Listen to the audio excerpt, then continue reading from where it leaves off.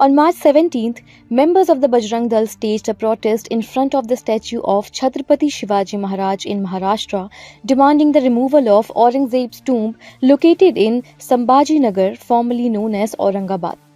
The demonstrators were seen raising slogans against the government, calling for action on the matter. The protest comes after the Bajrang Dal leader Nitin Mahajan made a public demand for the removal of Aurangzeb's tomb in the region.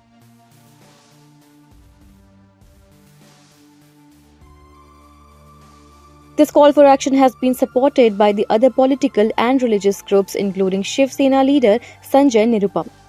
Nirupam backed the demand from the Vishwa Hindu Parishad and Rashtriya Swayam Sevak Sangh for the tomb's removal, stating that such a demand was not unreasonable given the ongoing debate in the country over Aurangzeb's historical action. ये बहस बहुत वाजिब है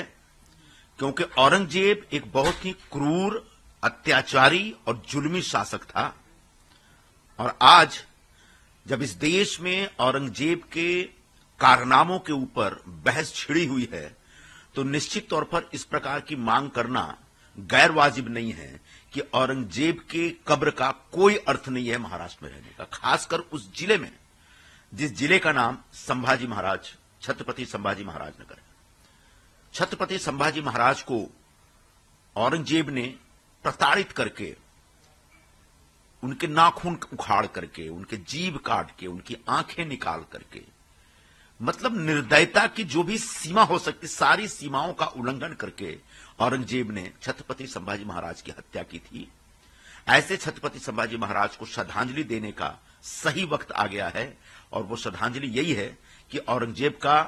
की जो कब्र है खुलताबाद में, वो कब्र वहां नहीं होनी चाहिए, उसको उखाड़ कर फेंक देना चाहिए। इस प्रकार की डिमांड शिवसेना की तरफ से भी रही है और महाराष्ट्र सरकार से हम अपेक्षा करते हैं कि सरकार जितना जल्दी हो इस दिशा में कदम उठाए।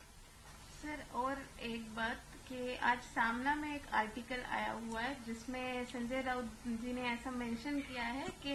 जो इंडिपेंडेंस के पहले जैसा इंडिया पाकिस्तान पार्टीशन हुआ था, अब भारत में इतना हिंदू मुस्लिम हो रहा है कि और एक पार्टीशन हो गया है। ऐसा कुछ हिंदू मुस्लिम नहीं हो रहा है।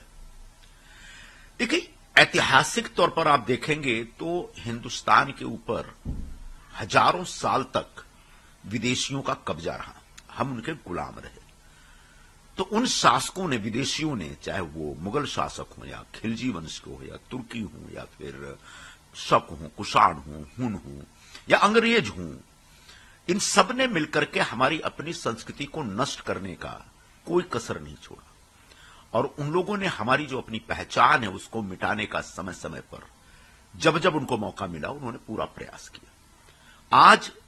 जब हम आजाद हैं तो निश्चित तौर पर हमारी जो पुरानी संस्कृति है, हमारी जो परंपराएं हैं, उनके पुनर्स्थापित करने का आग्रह हिंदुस्तान में, हिंदुओं के अंदर और हिंदुस्तान से जो प्रेम करने वाले लोग हैं उन सबके मन में ये रहेगा और उस आग्रह का सम्मान होना चाहिए और उस आग्रह का सम्मान करने की जिम्मेदारी सिर्फ हिंदुओं की नहीं है बल्कि गैर हिंदुओं की भी है, क्योंकि हिंदुस्तान लगभग 5000 साल पुरानी परंपरा का एक देश रहा है और इस देश में हमारी संस्कृतियां हैं, हमारी संस्कृतियों की जो जड़ें हैं और हमारी जो परंपराएं हैं, हमारा जो धर्म है, हमारा जो अध्यात्म है, उसकी जड़ें 5000 साल पुरानी, उन जड़ों को उखाड़ा गया है। तो उन जड़ों को पुनर्स्थापित करने का दायित्व आज के दौर की पीढ़ी के ऊपर है और मुझे लगता है कि जब ये पीढ़ी इस प्रकार की कोई मांग कर रही है तो इसका अर्थ ये नहीं है कि कोई दूसरा विभाजन हो रहा है, बल्कि हिंदुस्तान का खोया हुआ गौरव, वैभव, उसको पुनर्स्थापित करने का एक अभियान चल रहा है और इस अभियान में सबको शामिल होना चाहिए।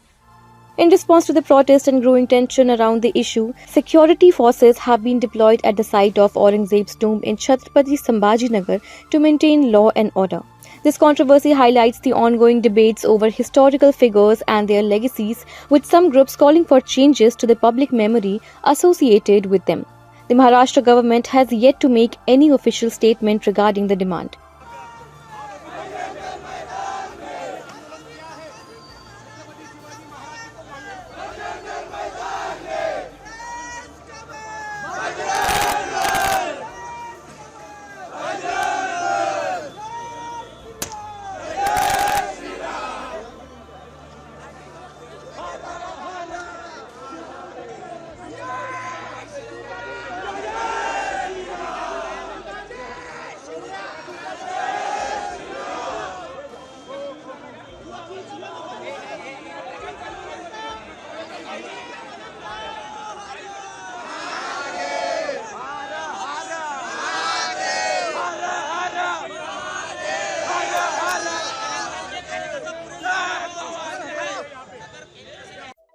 Subscribe to Midday India. Get direct notifications on all our videos by clicking on the bell icon.